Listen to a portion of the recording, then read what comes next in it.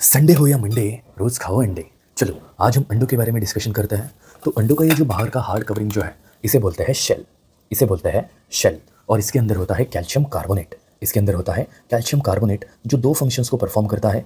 एक काम होता है प्रोटेक्शन, एक काम होता है प्रोटेक्शन। तो ये अंडों के अंदर जो भी चीज़ें हैं उन्हें प्रोटेक्ट करने के लिए मदद करेगा। एंड दूसरा काम होता है रेस्पिरेशन, गैसेस के एक्सचेंज के लिए ये जो प्रोटेक्शन कवरिंग है ये हमें मदद करता है।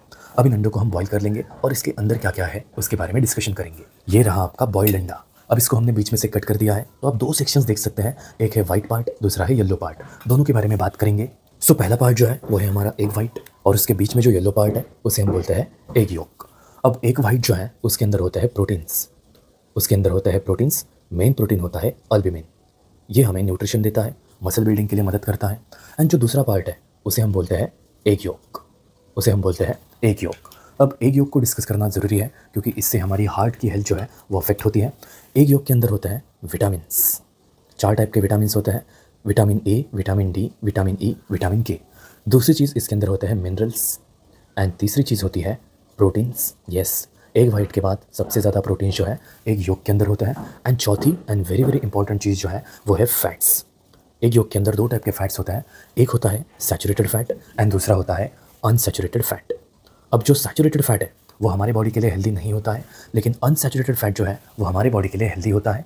और ये अनसैचुरेटेड फैट्स हमें हेल्प करता है हार्मोन के सिंथेसिस के लिए एंड दूसरा विटामिन डी के सिंथेसिस के लिए।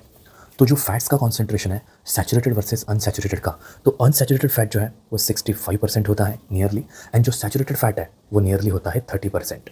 तो जो सैचुरेटेड फैट है इससे हमारे बॉडी में बैड कोलेस्ट्रॉल के लेवल बढ़ने का रिस्क ज़्यादा होता है। एंड जो अनसैचुरेटेड फैट है वो हमारे बॉडी के लिए हेल्दी होता है क्योंकि ये हमारी बॉडी में good cholesterol, high density lipoproteins की क्वांटिटी को बढ़ा देता है। तो एक के अंदर जो न्यूट्रिशन है वो डिवाइडेड है।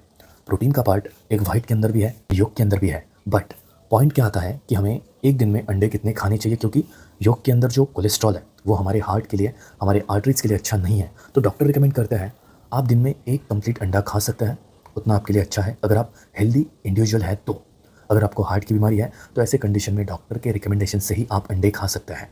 तो ये चीज़ ध्यान में रखना। तो अंडे के अंदर जो न्यूट्रिशन है, ये जो येलो वाला पार्ट जो होता है इसके अंदर 3.5 से लेकर 4 ग्राम प्रोटीन होता है, ठीक है। और जो एक वाइट जो पोर्शन है इसके अंदर 2.5 से लेकर 3 ग्राम तक प्रोटीन्स होता है। मतलब एवरेज अगर बात करें तो 5 से 6 ग्राम प्रोटीन आपको एक अंडे से मिलते हैं। और आपके बॉडी की जो रिक्वायरमेंट है एक दिन की वो होती है नियर टू योर वेट।